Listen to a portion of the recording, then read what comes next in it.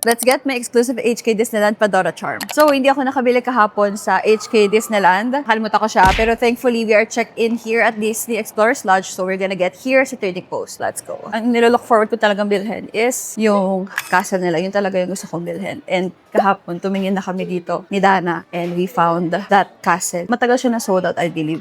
I'm with Dana. Ito yung mga Disney exclusive parks.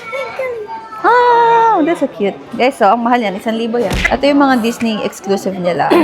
Ang gaganda. Pero ang pinaka-bet ko is this one. That one.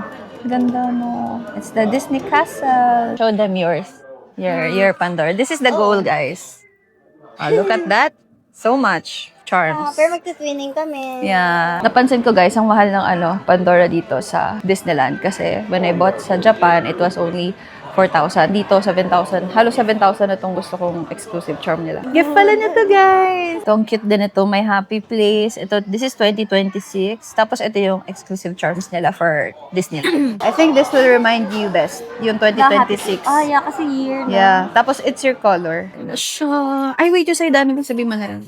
Kasi I think it's gonna get it. Nakalock yata. Dana B, that's you. Go, go, go. That's so nice. Oh, it's so nice. Okay. How do you put this, Dana B? Siya maglalagay. Which side you want to put? Here? Here. But it's not locking, it's okay? Okay, it's okay. Okay.